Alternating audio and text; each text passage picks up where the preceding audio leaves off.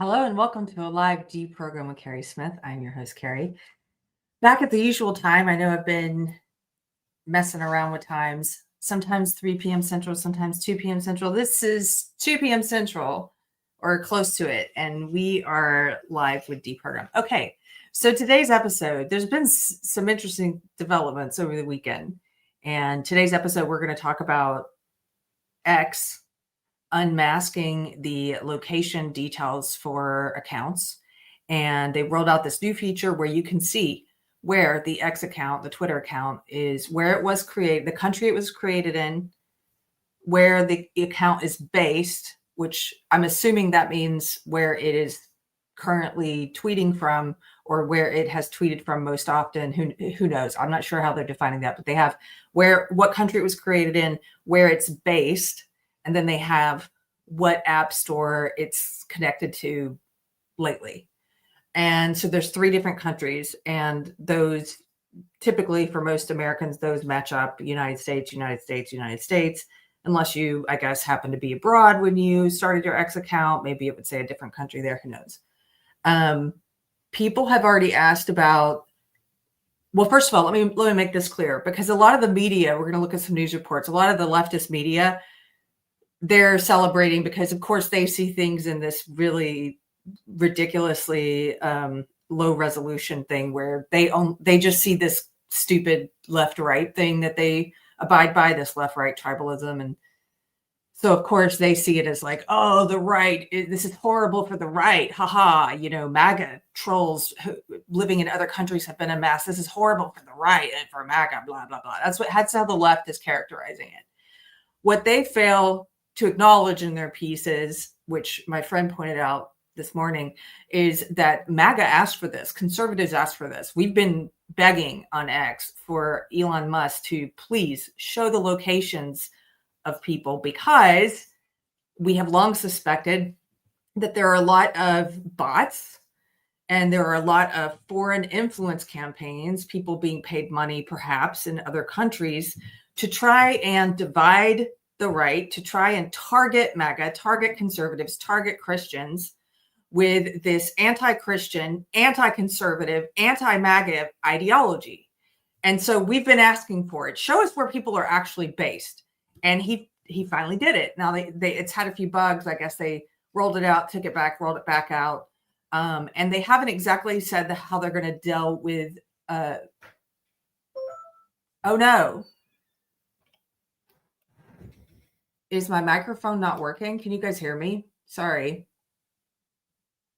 Can you hear me? Let's see. Is it completely dead? Or, oh, it's my old mic. Okay. Is this better? How about now? I put the other microphone on. Oh, thanks. Okay, I should look more at the chat. I apologize. I was just getting right into it. I'm just rolling. Okay, boom. There we go. Okay. So this happened. Conservatives asked for it. We got it. You can see the countries now. Now, there's been a lot of questions. People are asking, how does this, what if you're using a VPN? What if some of these foreign actors are using VPNs? How do you know? Well, currently the way they show that is there's, like on my account, I use a VPN when I'm on my desktop, not when I'm on my phone.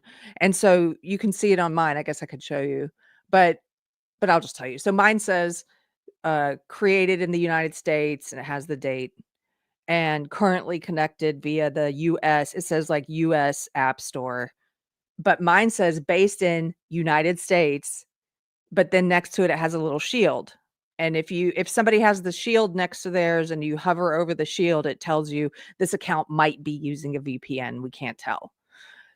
Well, I am.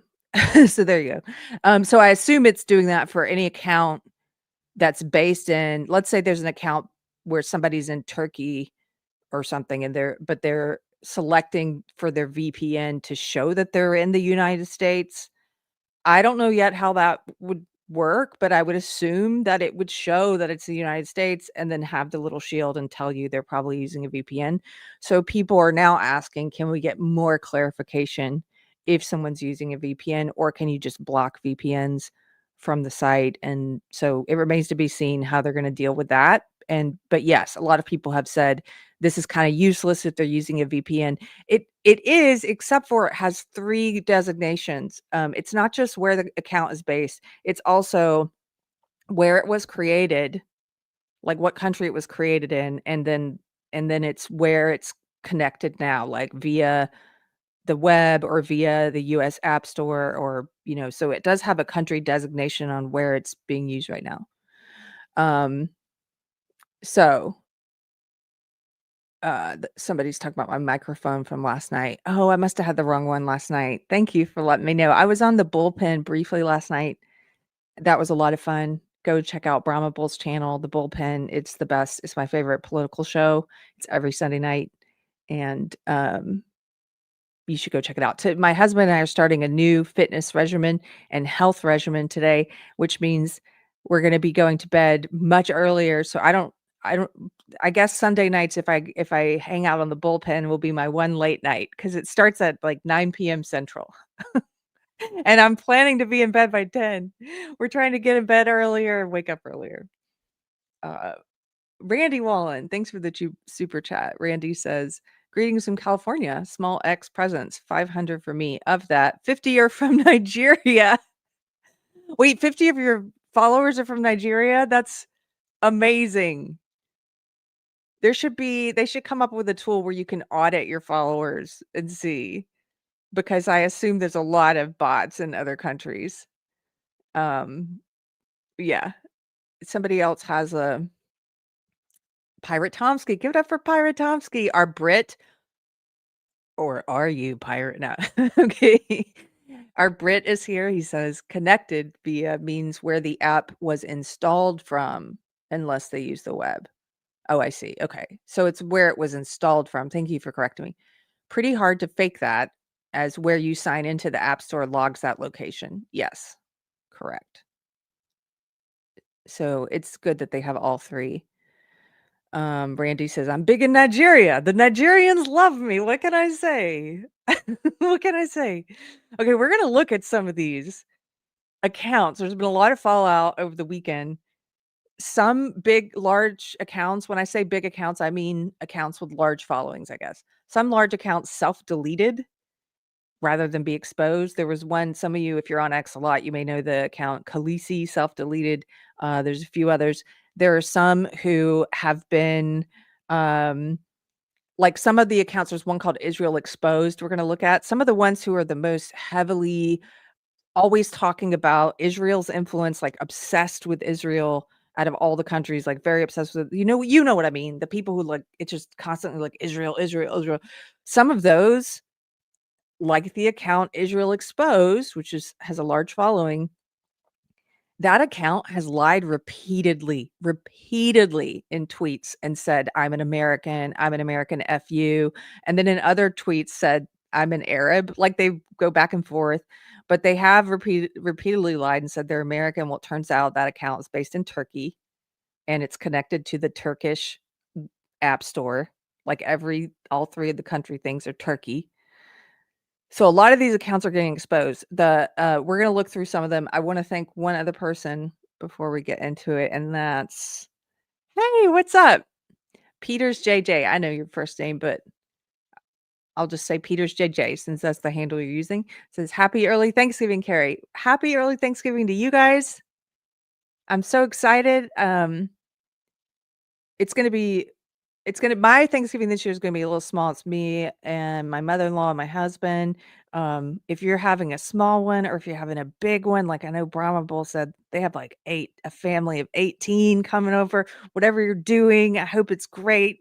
I hope you're cooking lots of delicious things. And I will tell you, yesterday's sermon at church, I go to church on the square in Georgetown, Texas. My pastor's Bradley Helgerson, if you want to look up his sermons. The sermon yesterday was really appropriate for this week. It was about the importance of food in the Bible, like looking at all the times that Jesus breaks bread and imparts wisdom, and the Bible, how the Bible warns about be careful who you break bread with, but also encourages you to invite non-believers to the table and people who are the outcasts of society. And just talking about food and how important it is and central it is to worshiping God.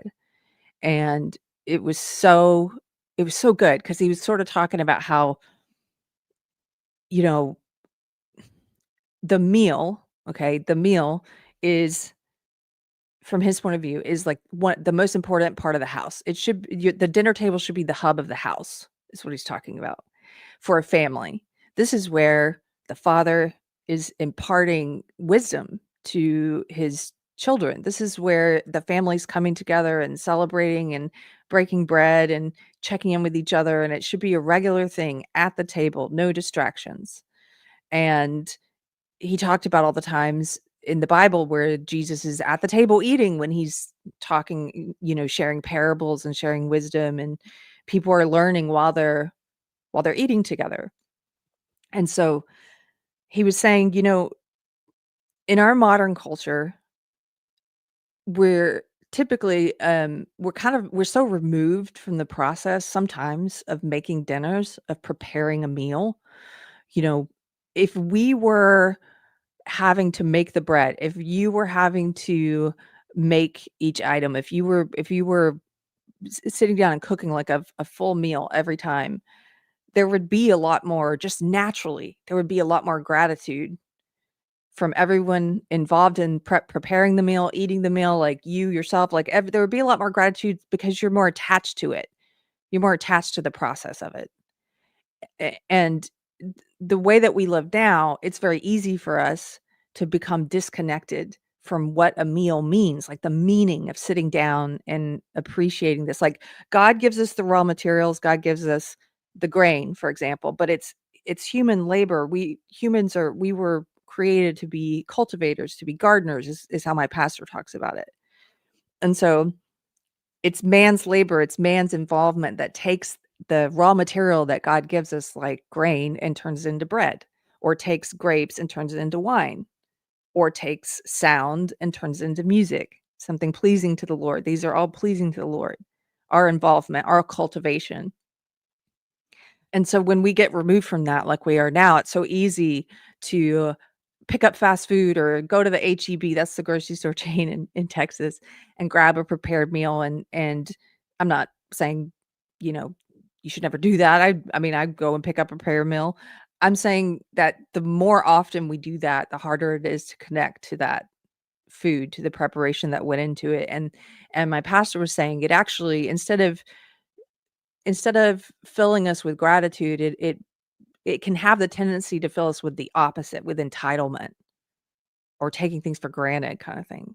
And so because we live in this modern world, we have to be very deliberate about finding time, finding occasions to be deliberate and be very involved in the preparing of a meal and in Thanksgiving and in gratitude. And so here in America, we have a day for that, Thanksgiving Day.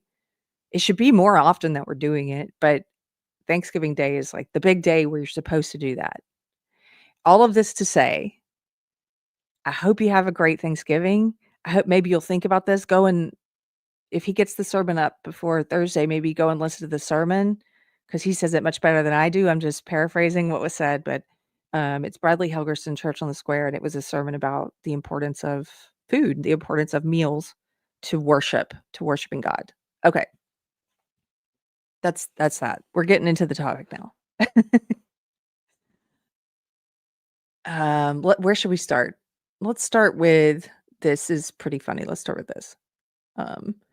So I saw a lot of jokes after this happened, and everyone was, all these big accounts were being amassed. Everyone was kind of like going on a snipe hunt. If you're from South Carolina, you know what a snipe hunt is. It's kind of like a snipe hunt. And people were going to see, what scalps they could get, I guess, or just like posting all of this, like, look at this person, look at this person. Okay, so here's a pretty funny joke, because a lot of the accounts that are not being run in the US, but have a lot to say about US politics, and even some of them pretending to be American, saying they're America first in their bios, America first, America only. A lot of them are based in India, Pakistan, Egypt, Saudi Arabia.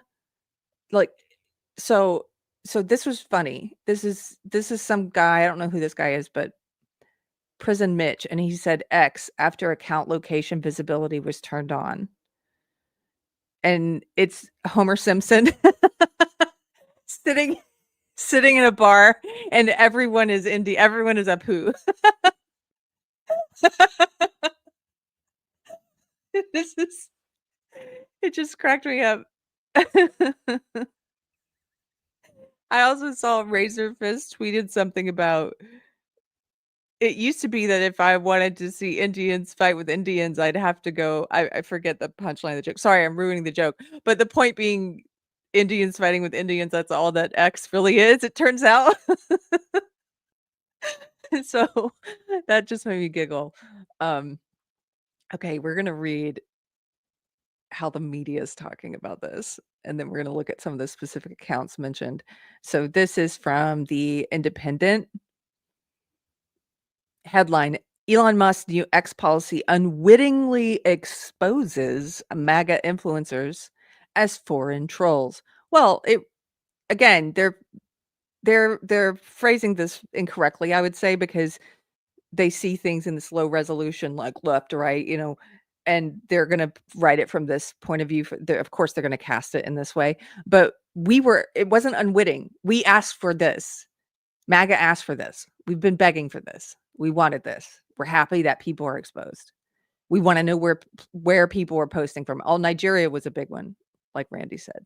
Okay, so let's continue. Some users were based in places like Nigeria, Eastern Europe, and India, despite posting US-focused right-wing content.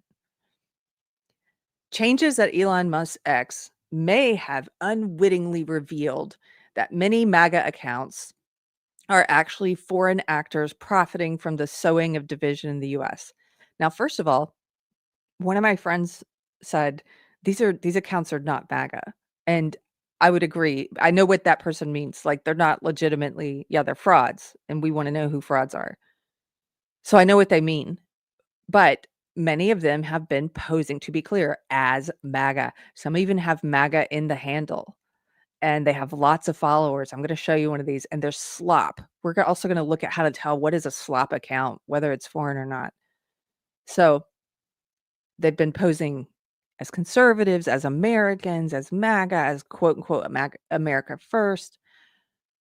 So it says, on Friday, X introduced a new feature called About This Account, which allows other users to see where an account was based, when it joined the site, how often it has changed its username, and by what means they downloaded the X app.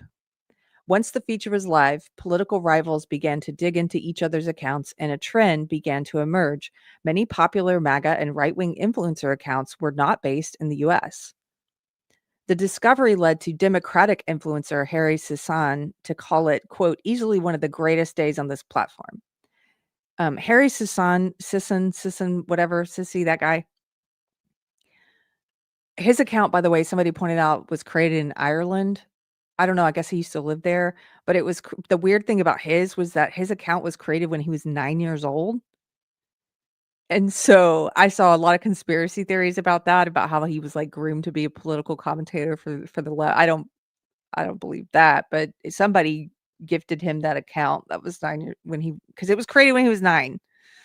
Okay, so he said it's easily one of the greatest days on this platform, the Daily Beast reports. Seeing all of these MAGA accounts get exposed as foreign actors trying to destroy the United States is a complete vindication of Democrats like myself. Well, let me correct what he's saying here. Seeing all of these MAGA, let me put that in quotes, accounts get exposed as foreign actors trying to destroy MAGA is a complete vindication of what many conservatives, many MAGA people, many Christians, many independents have been saying. Dozens of right-wing accounts pushing U.S. political content were actually started in places like India, Russia, and Nigeria. MAGA Nation X, for example, includes a bio line that reads, Patriot Voice for We the People, but it was actually started in Eastern Europe, according to the new feature. Another account, using an image of President Donald Trump in a tuxedo and using the name MAGA Scope with an American flag emoji, was found to have been started in Nigeria in 2024. By the way, MAGA Scope has self-deleted. That's one of the ones that's gone. Micah Irfin, a left-wing influencer, noted that like half of their large accounts were foreigners posing as Americans all along. There is some question over the accuracy of the information on the About This account pages, as users pointed out that anyone opening their X account while using a VPN could have an origin reflecting the VPN's use and not the actual country where they reside. True, but as Pirate Tomsky pointed out, there's a third place on the that shows you what app store they bought it from, like where they were. It will tell you US App Store or Turkish App Store, etc. So this person, who's the head of X's product development, said the company's planning on resolving any potential discrepancies that might have been caused by VPNs. She also said the feature had a few rough edges and the company's planning to smooth them out. So this is not a good screenshot. Why'd they do this? Because they're not showing you all three. I'm going to show you all three. X users noted on Friday that the feature was removed a few hours after it went live, leading to some speculation that the sudden change was a reaction to the discovery of the right-wing account's countries of origin. No, that's not why. It just had some bugs. It came right back. The feature does appear to be functional again as of this report. So I'm going to scroll down and read this.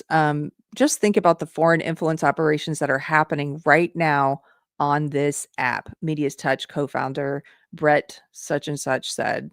Think about the lawmakers who feel pressured by accounts like this. Think about the disinformation that spreads as a result of all of these accounts out there. Yes. Think about that hard, because I would argue that a lot of the woke right, what gets called woke right stuff, this sort of identitarian, authoritarian, like this racist, ridiculous, fascist supporting, sometimes outright claiming they're fascist, these white nationalists, white supremacists, like all this stuff that gets lumped in as woke right, that's not conservative, not constitutionalist, not Christian, all of that crap. Turns out some of it, not all of it, certainly not all of it, but some of that is foreign influence campaigns. If you look at some of the groyper accounts with the most followers, they're not based in the United States. Now, does that mean that they don't have followers, or that none of these people are real? No, that's not what it means at all. In fact, I would caution against people who are saying, well, it turns out it was all fake and it was all a foreign op, and thank goodness we finally, disclosed that. I would say be careful, because I think, and many others have pointed this out, the radicalization that it was intended to cause is already happening. We all know real people who have been pulled into this crap. As I told you on a prior episode, I'm now getting messages and phone calls and texts from parents whose young sons are getting pulled into this crap, who are talking about the Jews this, the Jews that they're heritage Americans and all of this post-liberal stuff. I'm a post-liberal and I think the country needs to be destroyed, the Constitution needs to be destroyed, and we need to start over. Like all of this stuff that's not conservative.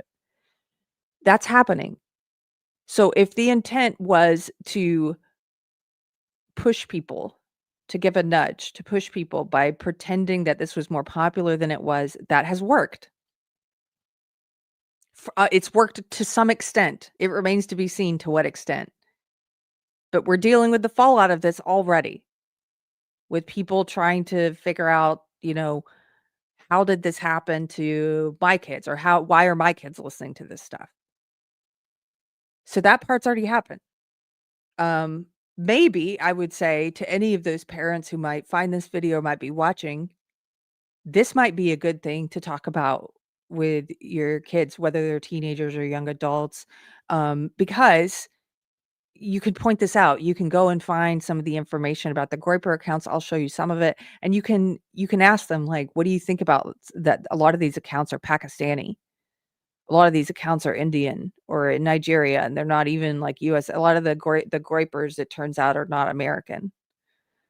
Does that influence what you think at all? Does that change what you think at all? That might be a good thing to ask them.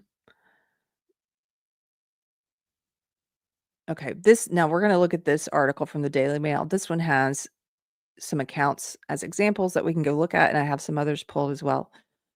The Daily Mail headline, MAGA diehard X accounts are run from far-flung foreign countries as a new location feature exposes sinister deception plot.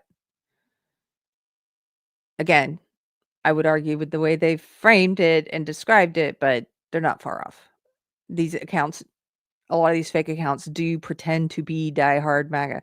Countless diehard MAGA accounts that promote a quote, America First ideology on X have been exposed as originating from far-flung locations such as Thailand, Nigeria, and Eastern Europe. The latest update to Elon Musk's social media platform has sparked confusion and chaos across the world as trusted sources of political information have had their motivations called into question. Under the change, an account's country of origin can clearly be seen in the user's profile page. The information has unearthed a dark underbelly of the MAGA movement, as high-profile social media accounts promoting Trump have been exposed as foreign actors. Oh, and let me make this more clear, since they're not. A lot of these high-profile accounts are not supporting Trump. A lot of these are woke right accounts that are spending every second on Twitter trashing Trump. A lot of them are the ones that were on TikTok last week burning their MAGA hats. You know, the accounts on X that were sharing the one that one supposed Trump MAGA influencer girl who was throwing her red Trump hat in the trash and putting on a blue America First Fuentes hat. A lot of them are these kind of accounts. So they could have done a better job here saying social media accounts that are attacking Trump and saying MAGA's dead. Remember this a couple weeks ago? All these woke right accounts celebrating account after account, Fuentes, Webben, all these frauds leading this ridiculous movement were posting MAGA's dead and they were celebrating. Turns out a lot of their high profile followers, the people in their cult, are not even based in the US. This is easily one of the great, okay, they're talking about Sisson again. So here we go. Let's get into some of the details. An account titled America First with more than 67,000 followers, which constantly shares content about Trump, Erica Kirk, Carolyn Leavitt, and the broader MAGA movement, has been exposed for being based in Bangladesh. Since the update, the majority of posts in the account now carry an X warning, which reads, the above account is based in Bangladesh and is trying to mislead people into thinking he's from the US and a Trump supporter. So this one, let's look at this one. I have this one pulled up. Now, this one is just a slop account. If you look through, so the handle is America_first0, and the name of the account is America First. And I don't know who that's a picture of, some politician, I guess. Okay, so look, now if you click on this, you can see this is where on the join date, you can see this account joined, like was created on March of 2025. So not even a year ago, it's already got 67,000 followers. So it's good at doing something right on X, like getting low IQ followers, I guess, like getting people who just want to follow slop. It's doing that. It's playing the algorithm right. Probably getting lots of impressions and making a little money on this, which goes a long way in Bangladesh. That's where that money probably goes a long way in Bangladesh. This account is based in Bangladesh. It is, well, it says connected to the US App Store. So that would mean that when they downloaded X onto their phone, they were in the United States, but based in Bangladesh. Okay, now you've got that little shield here. That shield means that it's using, likely using a VPN.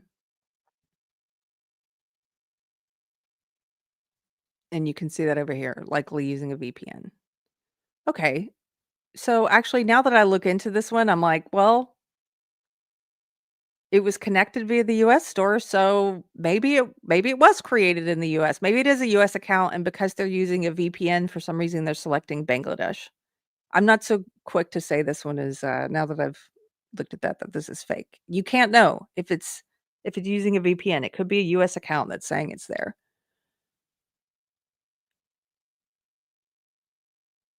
Okay, but I do wanna look at this account because I still think this is a great example of slop. I looked through some of it.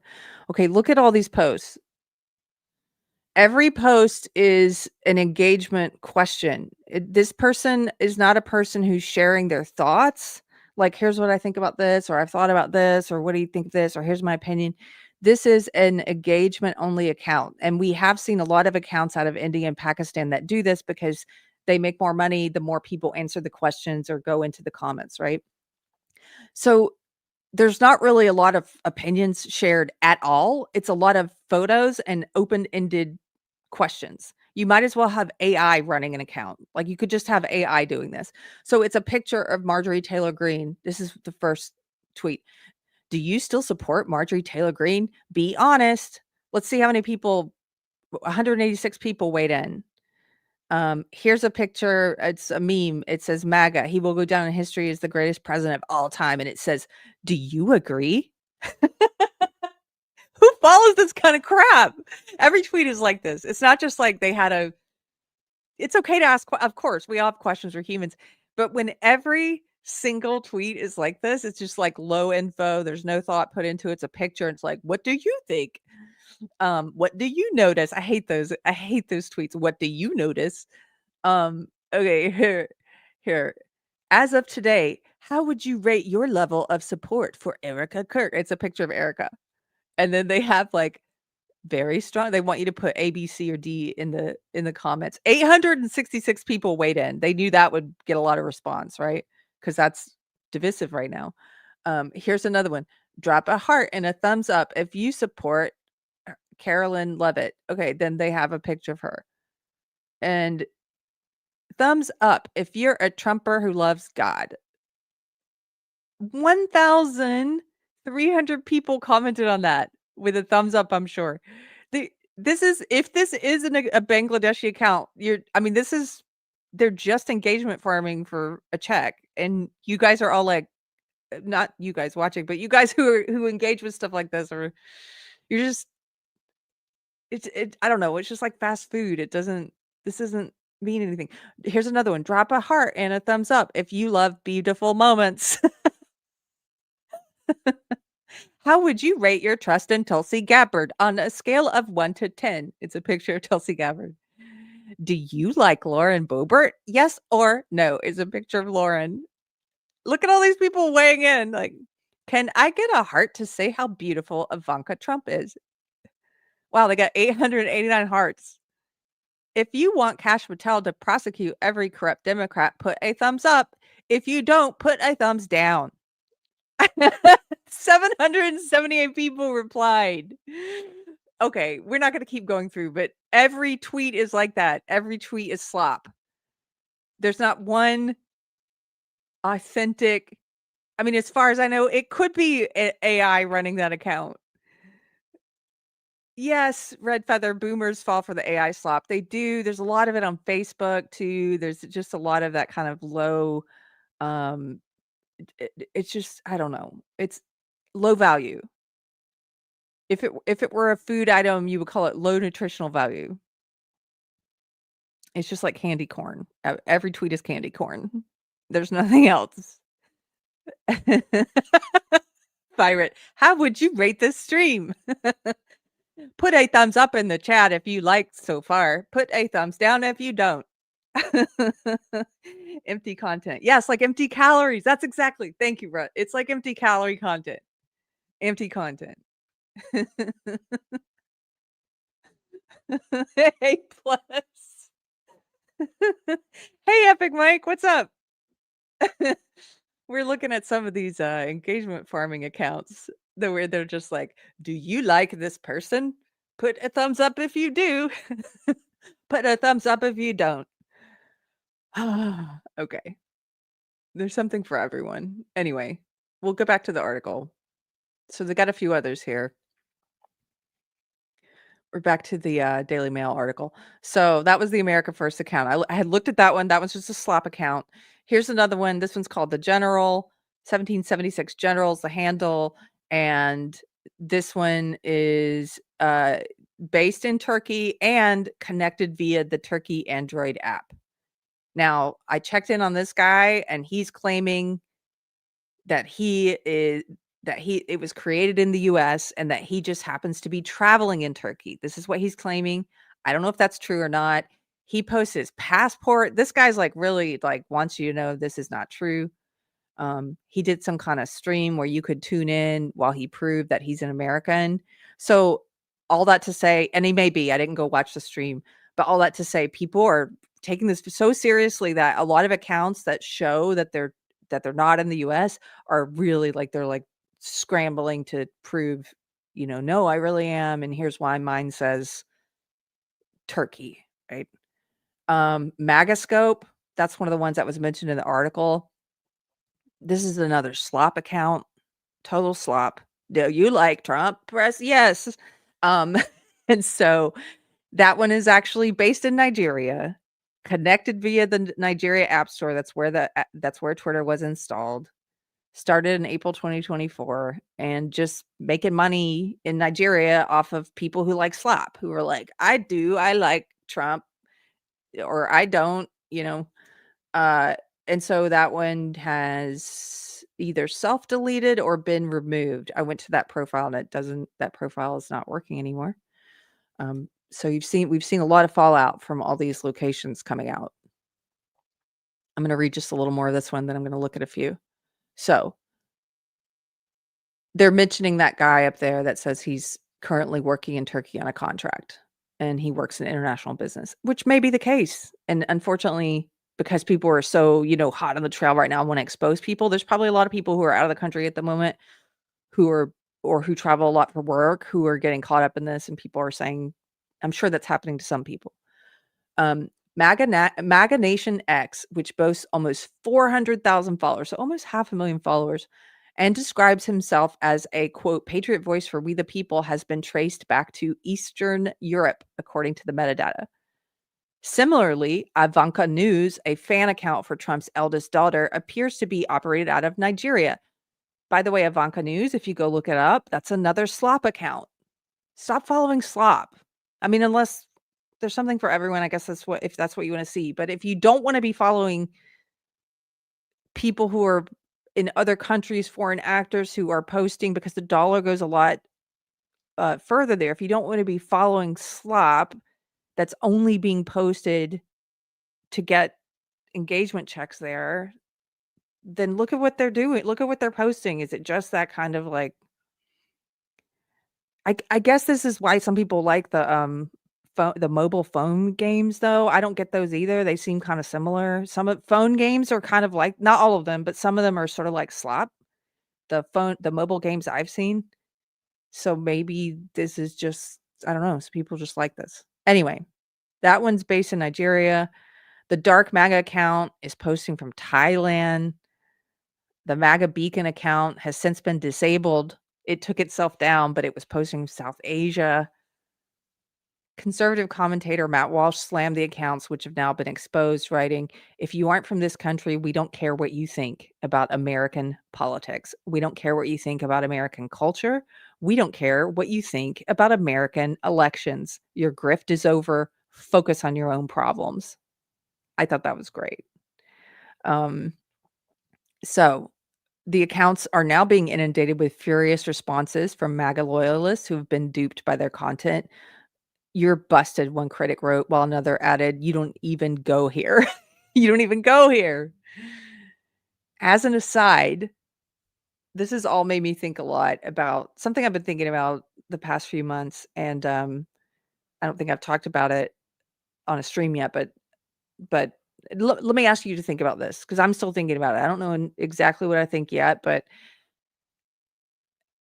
I know a lot of online on social media, a lot of expats, or there are some in my circle anyway, who have lived in another country for like over 15 years, who have a family and are married to a spouse in that other country, who are functionally like a part of that other country, vote in that other country's elections, have their whole life there, haven't been back to the US in 10 or 15 years.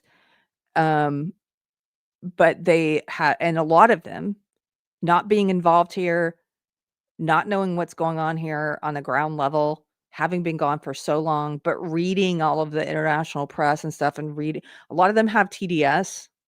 A lot of them are really just like very anti-Trump, and they're always talking about, the leftist crap about like, oh, you're all fascists, blah, blah, blah. And my husband and I were talking about this, and we were like, at what point are you really no longer functionally involved enough to know what's going on, but you still vote? You still vote absentee, even though you've been a part of another country for 15 years, living there, making your money there, married there, like have your whole life there, haven't been back here, and really just all you ever share online is how much you hate America and you hate, but you're still like voting. It's just something I'm thinking about. I'm not saying the vote should be stripped. I don't know what I think. I just think there's something weird about that and the rules around that. Like, anyway, that's an aside.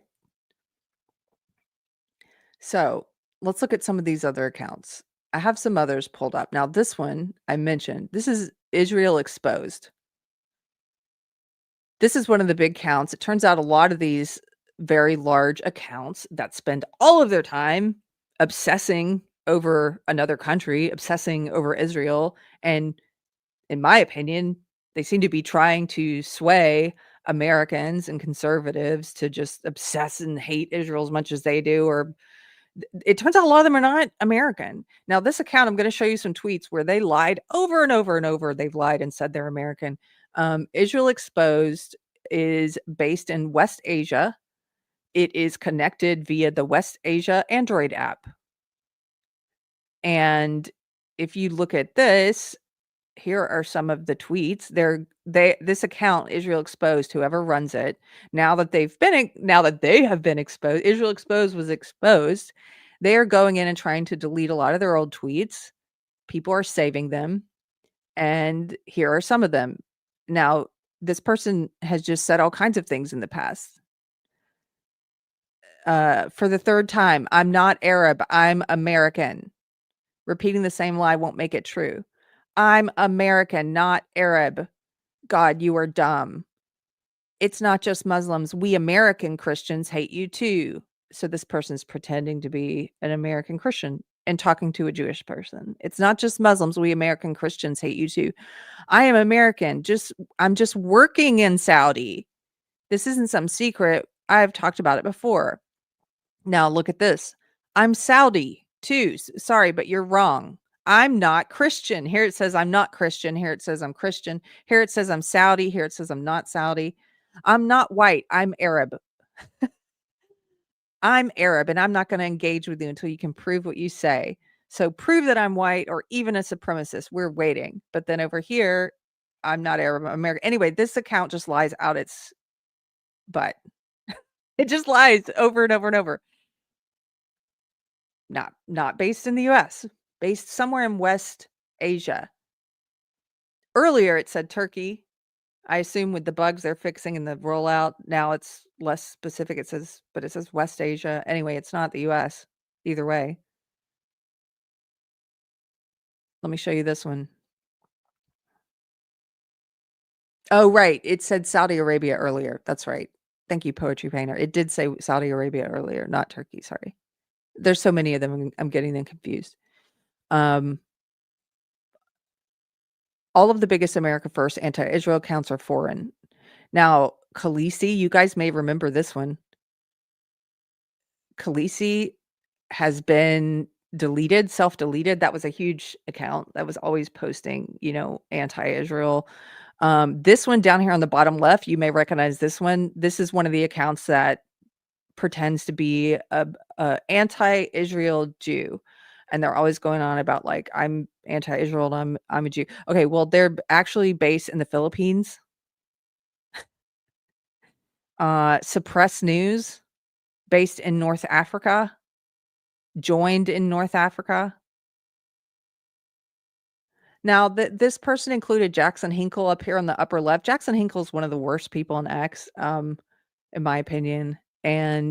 But I don't think this is evidence that he's based somewhere else. It says he connected the app via the US App Store, and he joined in 2019 in the United States. And then it says he's possibly using a VPN and he's located somewhere else. I can't read that. It's too small. Burkina something. But this isn't evidence to me that he's not an American. I think that's silly to include him because that's a guy who travels a lot and is in a lot of countries all the time. And I say this as someone who thinks he's one of the worst people on X. But you have to be careful when you're, you know, that's not evidence to me. He's connected via the US store. He downloaded the app in the US, clearly created the account in the US, and we know that person travels a lot. So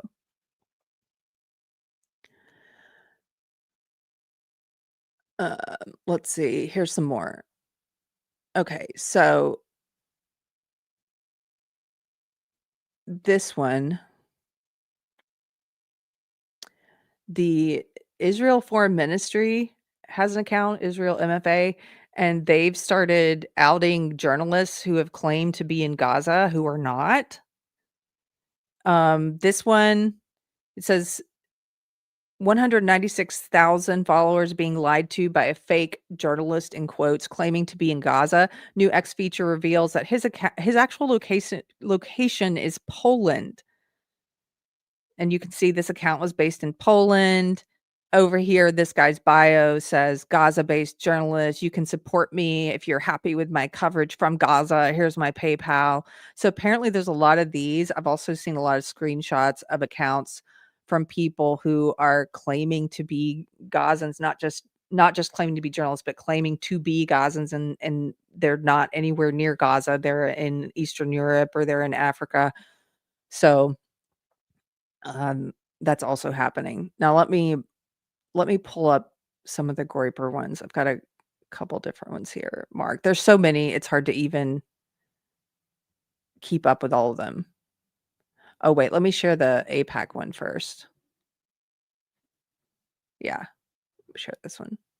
So there's an account that is called Track APAC, and it has a lot to say about APAC, and it's always going on and on about how APAC is foreign interference and foreign influence and blah, blah, blah, blah, et cetera, et cetera. Well, it turns out the Track APAC account is not based in the US either. It's a foreign run account, and they've linked it to a self-proclaimed Marxist who lives in Germany. She has lived in Kuwait, the Philippines, now Germany, all while volunteering with various US left-wing groups. Founder of America First APAC Tracker is self-proclaimed Marxist who lives in Germany. Now, why does this matter? Because the whole account, this person's whole account is like, APAC is foreign influence. It's foreign influence, and I'm sorry, you're foreign influence. So what leg are you standing on? It's just it is relevant to know. I do want to know this. I do want to know this about the account. So when some of this stuff has been shared, I saw someone on my Facebook was like, "Oh, I see, Keri, you're just gonna attack the messenger now and not the message." And I was like, excuse me, professor, you have been saying constantly that foreign influence is a problem, and now some foreign influence is being revealed, and suddenly you don't want us to talk about, like, we're not allowed, that's bad. We're not supposed to, it's bad that we now know. I thought revealing foreign influence was so important to you. Is it not the case anymore? Okay. Okay. Poetry Painter says Marxism is foreign influence. That's true. That's true. John Burcham says, how are they generating money? Well, okay, so X pays you by how much engagement you get. Excuse me. I don't know the exact algorithm. I don't know how they determine it, but they basically will. I think it has a more to do with how many comments you get than it does how many likes you get. I think how many comments you get, someone correct me if I'm wrong, matters more. That's why the slop accounts, a lot of the people who in India or Pakistan who are, who are not, they're not working a job there. They'd rather make, the dollar goes a long way there. So they'd rather make money online. And a lot of them have created these accounts and just post slop that they think will be divisive, or they just were out blatantly, just every post is a question with something that will hopefully emotionally trigger you to give a thumbs up or a thumbs down in the comments. And they say, like, you saw some of it, they say, like, Do you like they post a picture. Pictures get a lot of response. So they'll post a picture of Ivanka Trump and say, "Do you think she is beautiful?" Post a thumbs up for yes or a thumbs down for no, and then they get a lot of comments. There were also a lot of these networks of Indians that were exposed. That previously already happened, where they were engagement farming, like, blatantly out in the open on X, where they would say, "Add me to your network, I'll add you to mine, you post comments to mine, I'll post comments to yours," and they were just, like, open, and the comments were ridiculous. It was all these Indian accounts that would just post, like, a word, and then the comments would get full of hundreds of more words that didn't make any sense, and you come to find out they're all in the same Twitter network, and they just, "You scratch my back, I'll scratch your," like, "You give my account engagement, I'll give yours engagement, and then we'll get paid." And that money goes further in India, so that's how, like, people are just doing this instead of working jobs in India, and that's creating a lot of slop on social media. This is why some people have been arguing that we should just get rid of the payments. Like, just get rid why do you have just get rid of the payments, you know? That's what even people who are not based in India, people who are quote unquote influencers or content creators, when Elon started paying like cutting checks, that's when you started seeing a more of the, I would say, tilting towards engagement slap than he used to. Like, I I made fun of earlier the question, "What do you notice?" That the first time or 2 that I saw that, it was pretty cool. Like, somebody had posted a picture and they wanted to see what you thought. They wanted to see what you noticed that maybe they didn't, or they wanted to see if you noticed what they did. But then it became a thing where every post was like, "What do you notice?" Like, trying to get comments. If you took away the money thing, maybe it would go back to skewing a little bit more just what you think about things. I don't know. Irate Specialist says, "I wish YouTube would do this too, like show where YouTube accounts are based." Yes, I think Facebook should do it too. Robert Lowry, "It's happening from many of the American quote unquote influencers as well. They just are better at hiding it." Oh yeah, coming up with clever ways to ask the question or whatever. Okay. And there are certain topics, I would argue this is why Israel has become forced down our throats as a topic anyway. It because it generates a lot of comments from people who are supportive or who don't support. Either way, it engages it, like, you get a bunch of comments if you're saying something spicy about Israel at a, and it's just people are just playing that algorithm. I'm so tired of it. I'm so tired of this subject. Is everyone else tired of it? I feel like it's just been forced on us.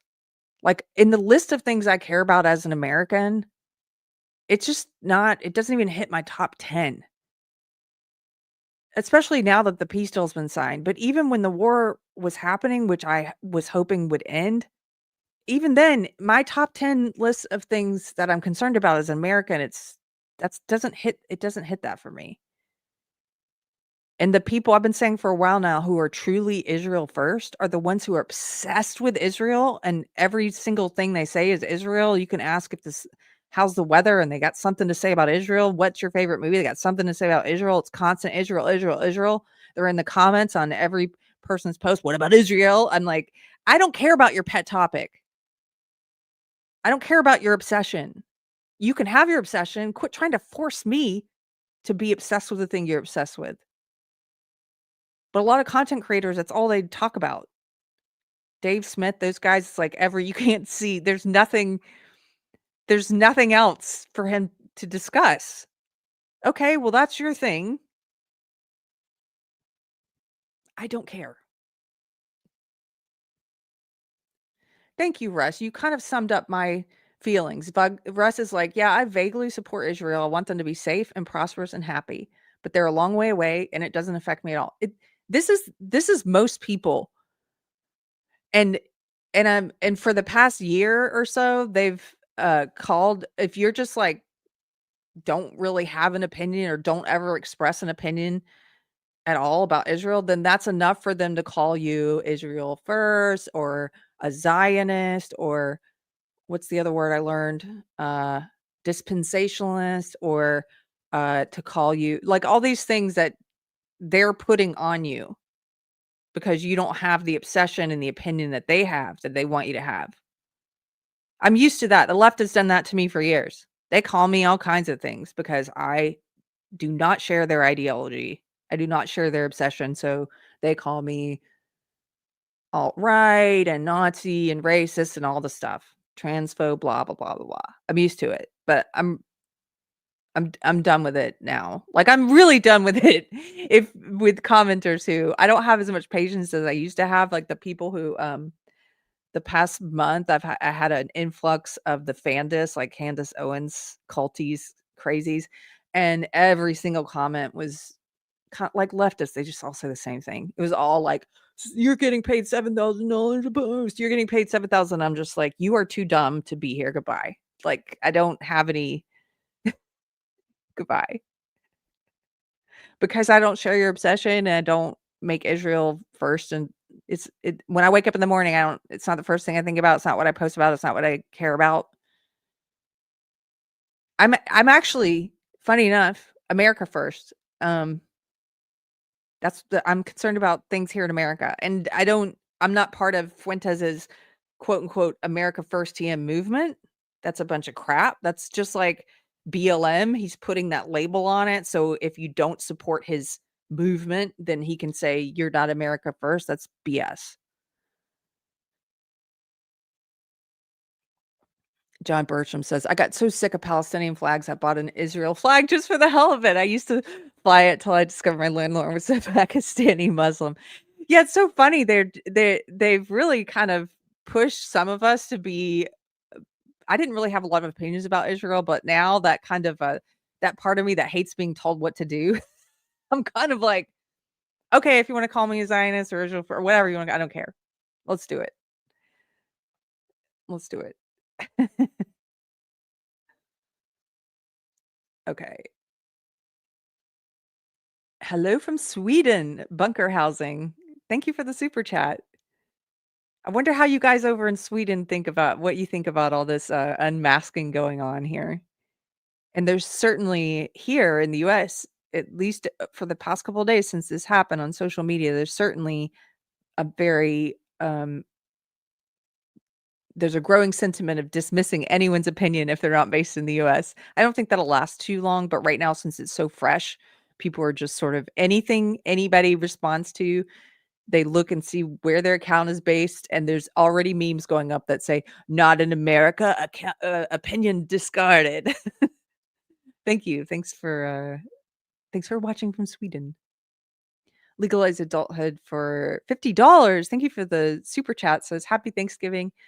A family tradition is to read The Landing of the Pilgrim Fathers in New England by Felicia Hemans at the dinner table, one stanza per person until the whole poem is read. Try it. I think you'll like it." What a great tradition. Thank you for this, because I'm all about trying to create traditions. If you guys don't have one, maybe you jot this down too. It's called The Landing of the Pilgrim Fathers in New England by Felicia Hemans. If you wanna try that with your family, reading that at the dinner table. That really something like that, it really just like I was saying earlier about my pastor's sermon yesterday, it causes you to be in the moment and deliberate and to be in that moment of gratitude and community and fellowship with your family and with friends. Like, I think we're gonna start this in the Garcia household. Thank you. Thank you very much. Okay. I've got a couple more I wanna show you. Let me just get these pulled up. Um, a lot of people are looking at, like, I was looking at Joel Berry. He's got a lot of detractors, a lot of woke, what I would call woke right detractors. And if you look at his replies, a lot of those detractors, he's like clicking on each one to see, and almost all of them are not in the US. Okay, here's one I can show you.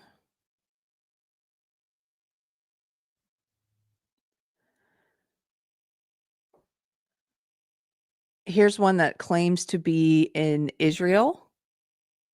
I mean, this one, it's not just people pretending to be Gazans, there's also people pretending to be Israelis.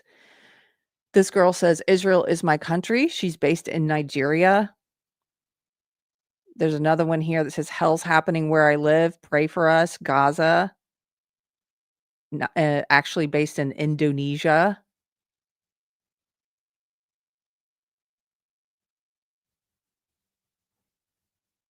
This is just becoming, I guess it just got out of control. This should have happened a long time ago. It should have happened a long time ago that you could see. And you know what would be great is if after this, they allow you to mass, like, mute people based on location. I mean, I wouldn't keep it muted forever, but for the time being, I would probably mute accounts in Saudi Arabia, Egypt, Pakistan. I just for the time being, since we know there are so many bots and so many, fake accounts. Let me show you this one. So this was posted by Paul Brown. He's been on Deprogrammed before. You may recognize him. He's the founder of Wasan Watch Co. I really dig this guy. Christian conservative. He was in the panel show that we did recently trying to figure out where's all this, what is this division happening? Why is there all this like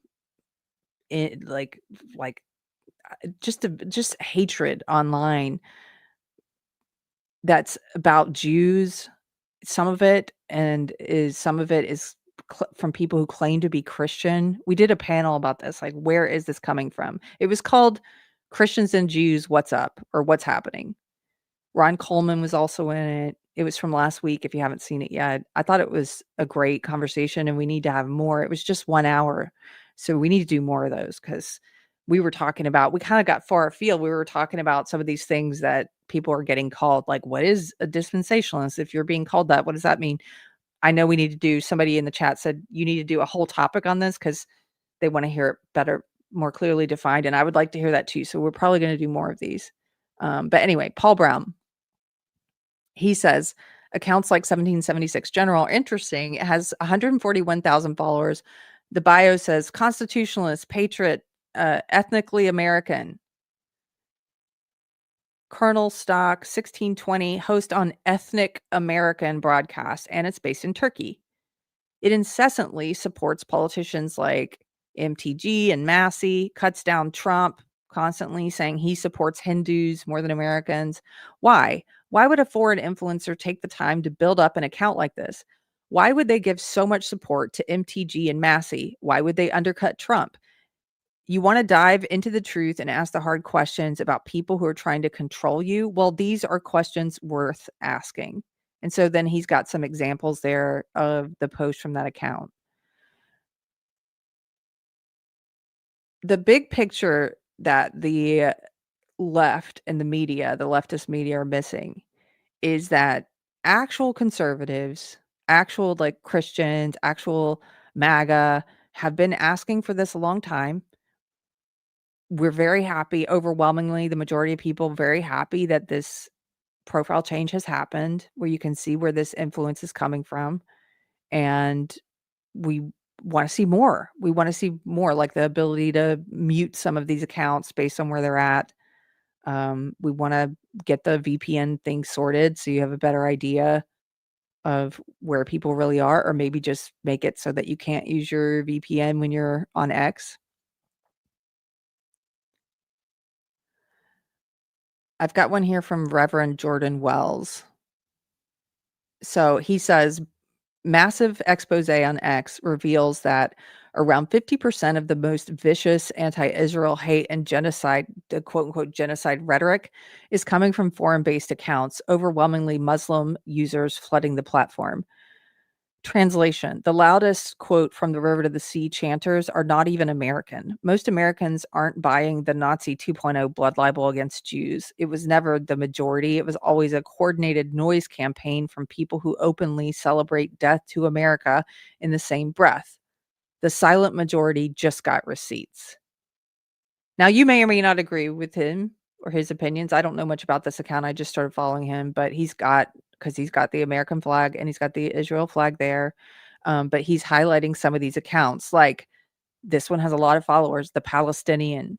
Well, this person's based in North Africa, connected via the North African App Store, joined in West Asia. Myron Gaines updates based in the UK, connected via the UK App Store. Sneeko updates, that's a groyper, Sneeko, based in Canada, connected via the Canadian App Store. A lot of these groyper lieutenants like Sneeko and other accounts that push out their content are not US based. The Renaissance, based in India, joined 2024 in India.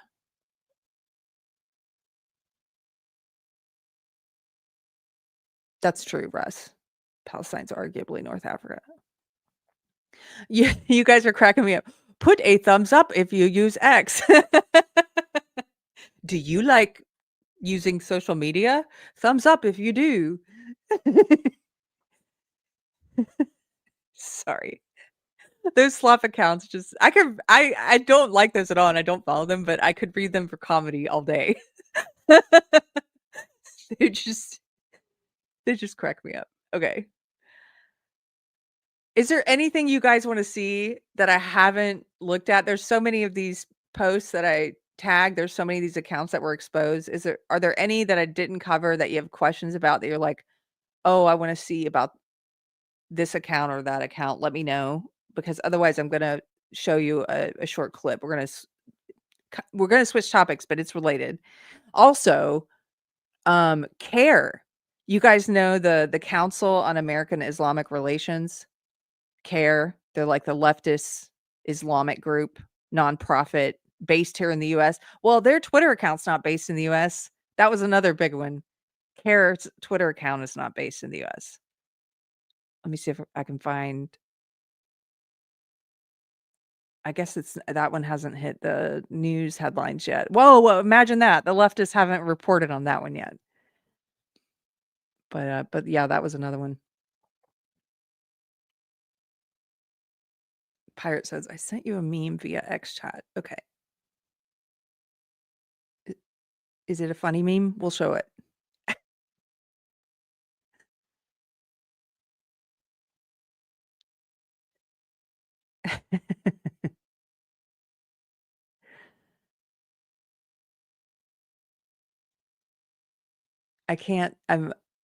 I don't think I can. Here, let's watch the video, Pirate, and then I'll see if I can get this to show the meme at the end.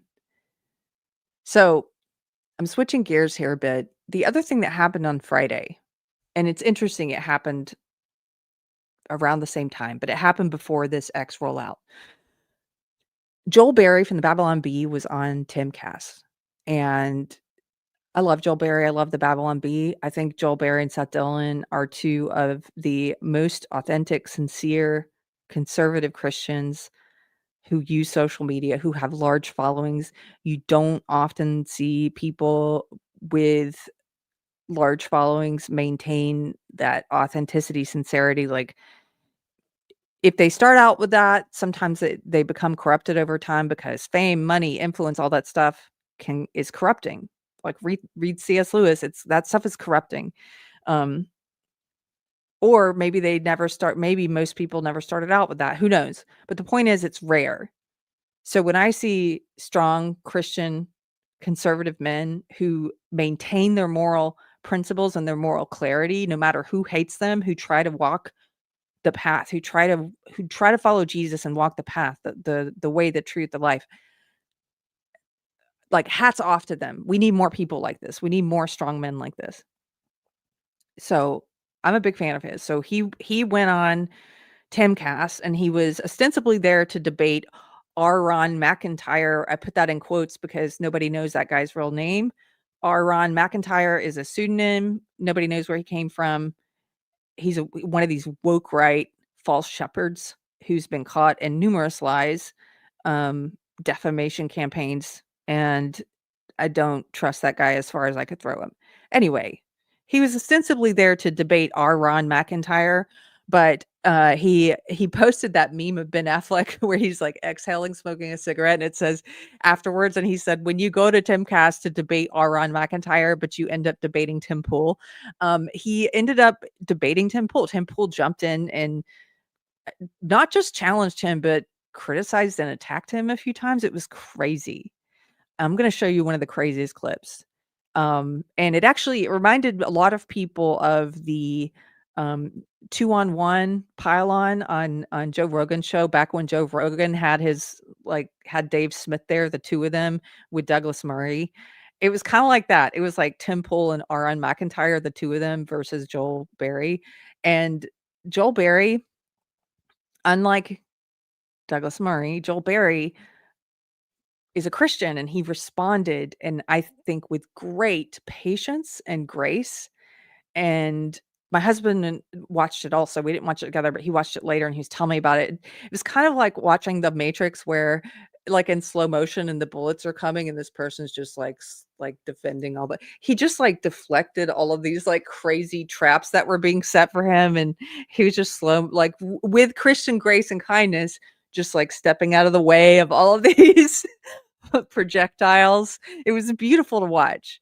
I pray that I am able to have that degree of patience and to walk the walk in that way one day. Like, I pray that I am able to do that. I was very impressed and very grateful for him. So let's watch this clip, and then you guys can tell me what you think about this. Because Tim didn't know he'd invited the Holy Spirit to debate. This is true. So this is one of the craziest. There were several crazy clips. Let's start with this one. I mean, and this did not go well. The Timcast actually shared this. Their official Timcast account shared it.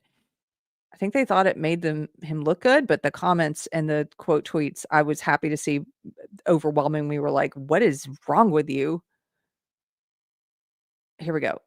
You referenced singular quotes from Nick that he said, and then when it came to the issue of Dave. Okay, so let me back up a little. So this is like right after or right before Timcast looks at Joel Berry and says, "Will you condemn James Lindsay? Will you denounce James Lindsay?" And he's trying to pressure him on camera to denounce James Lindsay, which Joel Berry's like, "No, I'm not going to do that." We can watch that one too. And then he starts talking about Nick Fuentes, and this is Tim defending Nick Fuentes, and telling Joel. You'll see what he says. You referenced singular quotes from Nick that he said, and then when it came to the issue of Dave Rubin, you argued in the extreme of he have to go out and advocate and proselytize this particular thing. That's what Nick's doing. Nick is proselytizing. Nick has. I've never. How many times has he praised Hitler? I've never once seen How many times has he praised Hitler? Rubin go on a show and say we need more surrogacy. How many times has he praised Hitler? More gay adoptions. I've never seen him do that. How many times has Nick praised Hitler? I don't know. Exactly. And Dave has promoted surrogacy. At least once. Indeed. And Dave has at least once promoted surrogacy. So what is the you moral really think Nick Fuentes has only praised Hitler once? And I don't think, really think and I don't think Dave has only posted about surrogacy once. I've only seen. The point is, I believe your morals are fake. You are. I genuinely do. This is the frustration that I have in my voice is not because I'm passionate about one way or the other, or whether you're Nick bringing did or up did easy not. examples like Dave Rubin and easy examples, because the point is, let's talk about in Trump. trying to understand where your moral lines are. I will talk Trump entirely. promoted. Look at what Trump promoted on his reality shows and Playboy magazine. I'm not a all Christian. this stuff. Okay, I am. Indeed. And Christians overwhelmingly voted for Trump. And I think your aversion to Nick Fuentes is based on some clips you've seen for which you are largely ignorant of his larger message, and you've ascribed him this position as an evil nihilist without watching anything he said. Nick is advocating for it. For what? For what specifically? It is not something that he's. For what specifically? Who he is in his personal What has he life. advocated for? Are you going to mention the singular quote from just the other day where he said "unite with the left"? Let's talk about There's- before that, because there's you've that been one thing. anti-Nick for a while. Yeah. What has he said that you are against and believe he is a nihilist and for all these Why reasons? are you challenging me on Nick Fuentes? We're all agreed on this. Like we've all seen. Because I the don't think clips you have of an what he answer. says. Like what? Yeah, I mean, he's advocated for child brides. He's advocated for, he's questioned the Holocaust. He's said Hitler is really cool. He's talked about how we need to deport all the Jews and all the Browns and all the blacks. He is. I mean, I don't watch his My show. point. I've just seen The point that I was making is that exactly Like, your view of Nick I've seen Fuentes. enough. I've seen enough. Like, why is this so hard? Well, Like, Donald you're- Trump you're- also you're called Nazis obvi- fine people. No, we're obvious. Donald Trump called Nazis No, fine he people. didn't. Oh, You know wait, that. hold on. Because we analyzed further to look at the full context of these messages. You think that the media is No. treating Hold on. I was going to wait till the end, but I have to start saying something now. Do you think, is he really trying to say that if you watch Nick Fuentes further, there's some kind of context that explains all of the volume of insane quotes? If we just played a little bit further, we would see that he didn't really mean it. The more than dozens of times that he's talked about how much he loves Hitler. There's some kind of context that explains it, right? No, there's not. This is so disingenuous. It's so disingenuous. Trump, when they took him out of context, that means that if you watch the whole thing, you can see he was not saying, when he said there were very fine people on both sides, he did not mean that white nationalist is one of those sides. He specifically carved them out beforehand. That's what greater context means. I get people in my comments sometimes who they want to throw this out. It's some kind of, I don't know what kind of, you guys tell me what kind of fallacy is this?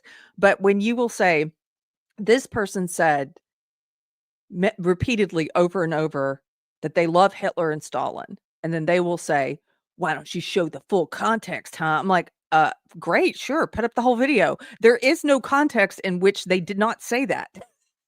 There's no context in which they didn't say that. There's no context that explains that they didn't mean that. And Timcast is sitting here and saying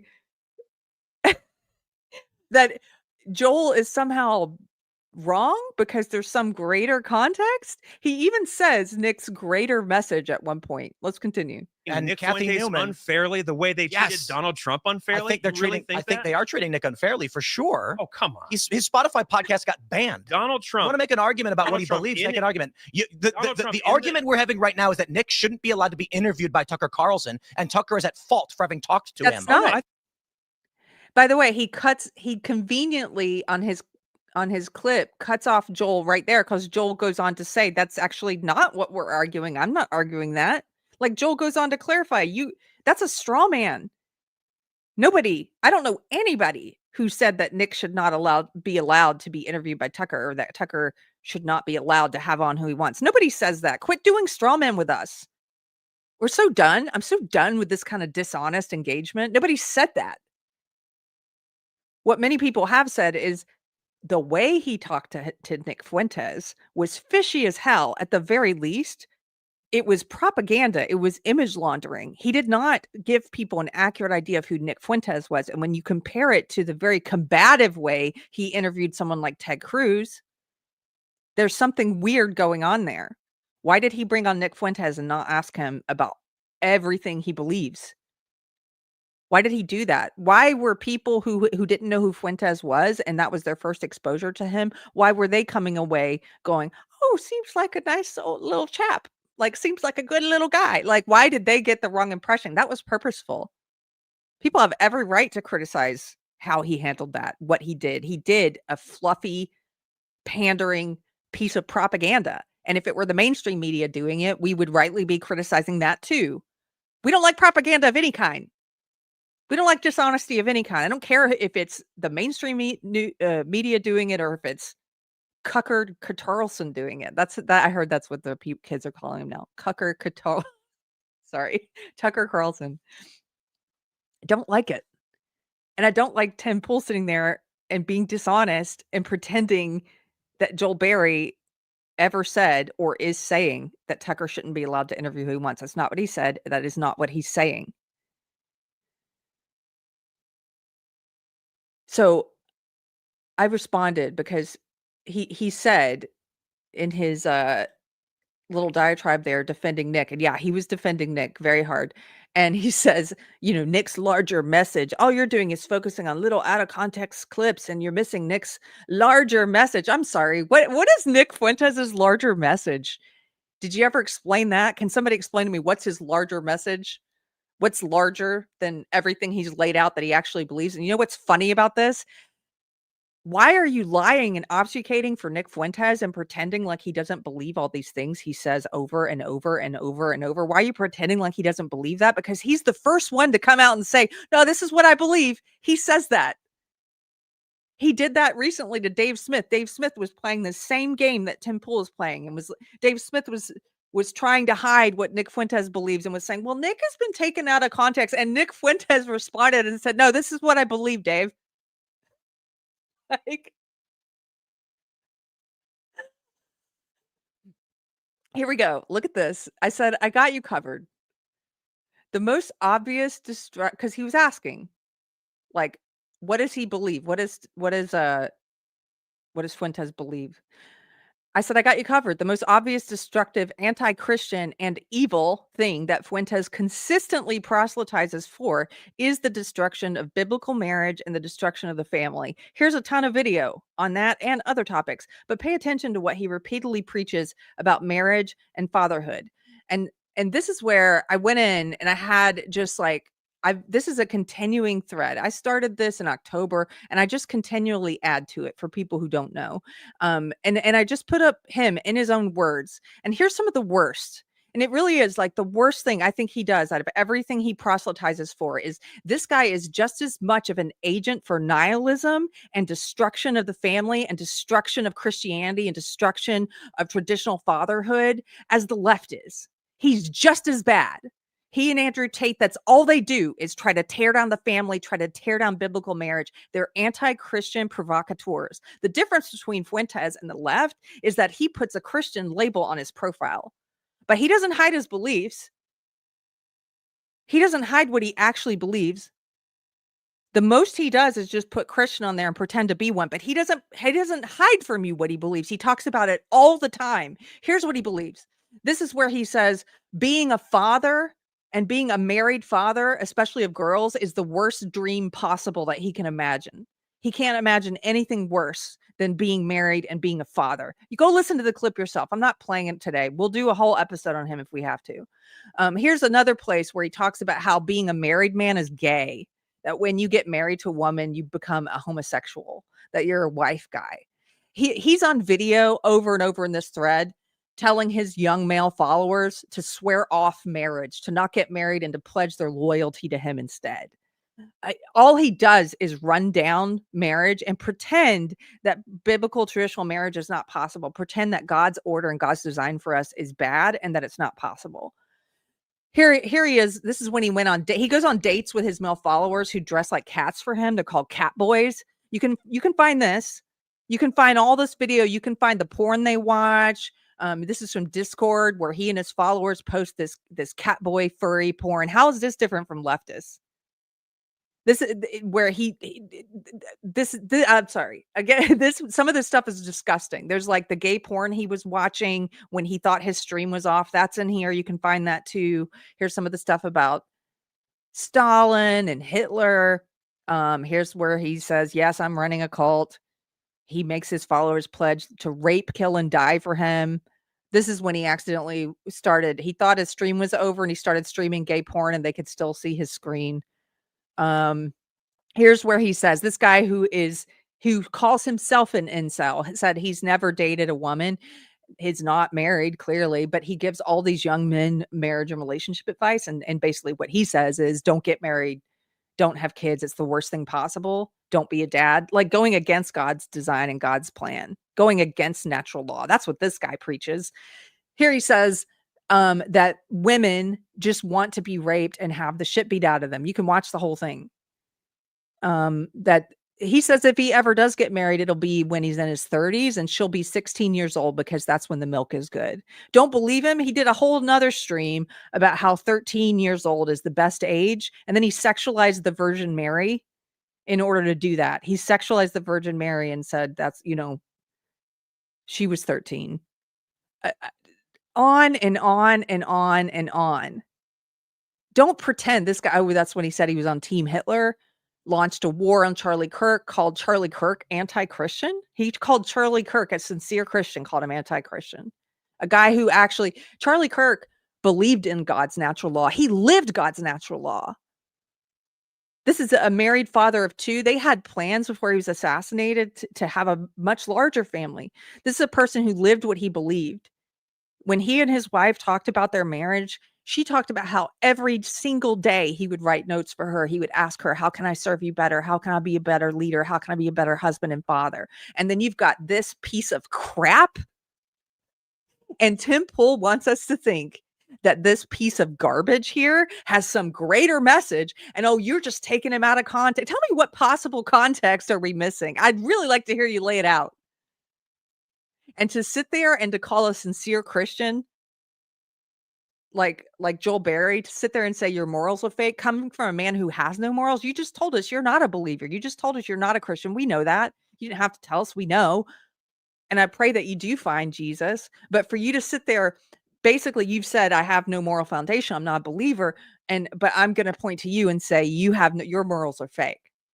Because he rightly called out what Fuentes is. Dude, you're lost in the wilderness. Like, you're in the wilderness.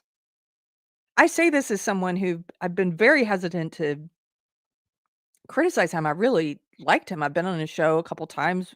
It's been a while. It's been years now, but this whole time when I've seen him sharing some questionable stuff, I've just been like, oh, well, people get things, we don't always agree on things. And I've like, he's not carrying water for these people. He's not doing, but he is. He's been carrying water for these people. He just carried water in that whole clip for Fuentes. Why? I don't know why. I'm sure there's lots of possible reasons why.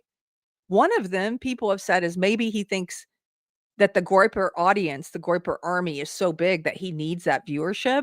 Maybe it's a audience capture kind of thing, and you think you have to pander to that crap. Even when Nick says, no, these are my real ideas, and you're sitting there tap dancing for him and going, he's taken out of context. He's got a bigger message.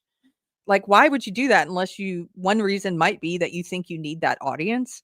And then lo and behold, what happens? It turns out a bunch of the audience is not real.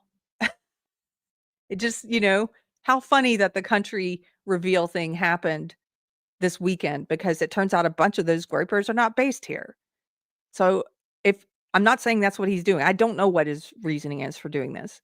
But if it is chasing views, I guess you're still getting the views, but they're bots. Does it matter to you? I guess if you're chasing views, I guess it wouldn't matter where they're coming from. But I don't know. I don't know any other reasons why somebody would go so hard in the paint for Fuentes. Like, why? Go through all the clips. Since if anybody's asking the same question he was asking, like, what is it about him that you think is so, well, just pretty much everything he's ever said and stands for and believes in? I'm going to keep adding to that thread. There's hours worth of clips there. If I need to, I'll put them all in one video. I thought this was a pretty funny tweet, and this is from Razorfist, who said, Tim Pool's impassioned defense of the quote-unquote organic growth of Nick Fuentes aged 40 years in just 2 days. Yes, it did. Yes, it did.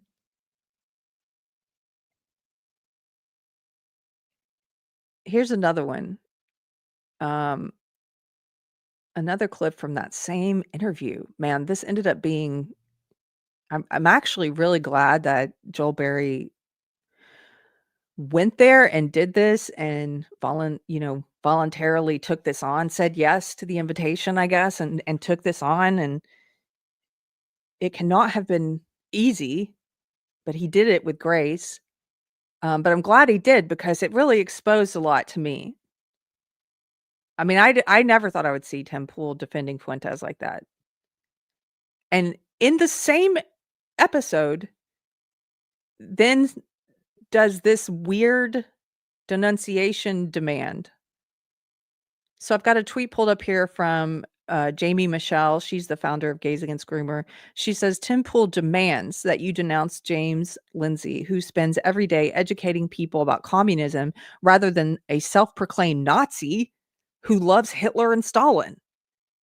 Cheers that MAGA's dead. That's all Fuentes has been doing, is cheering that MAGA's dead, and told his entire base not to vote for Trump. Am I understanding this correctly? Yeah, you are. And it's insane. I don't fault you for being confused. Everyone was confused. Like, what is happening? So here's this clip. Because it's coming from someone who's oppressed.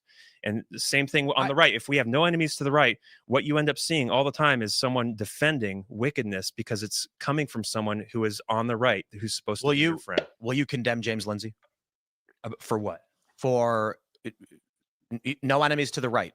Well, he's certainly at odds with your moral worldview, destructive to its ends, and aligning with him has caused you problems. Will you speak out? Will you say this guy is bad? We should not be working with him. We should be, first of all, he's not a Christian. He's a polyamorous liberal who has been putting out false arguments to make your argument fall apart. Yeah. And I think not you personally. Yeah. No. But I've seen this faction of individuals intentionally align with him because it grants them power and they want to use it.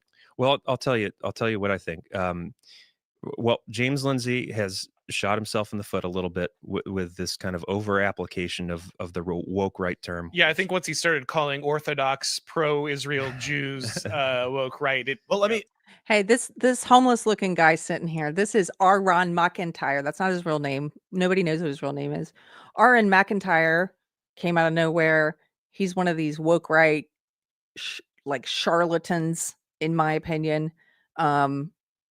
As you can see, he didn't get to say a whole lot because it was mostly Tim Pool grilling Joel Berry. But then if you're wondering who that disheveled guy is there, that's I don't know who he really is, but that's Aaron McIntyre. Right. Well, I've jumped the shark. Hold on. I guess I want to finish my train of thought with him, because he at a core level, I do appreciate what he's doing, even though he shoots himself in the foot and he's really good at making enemies.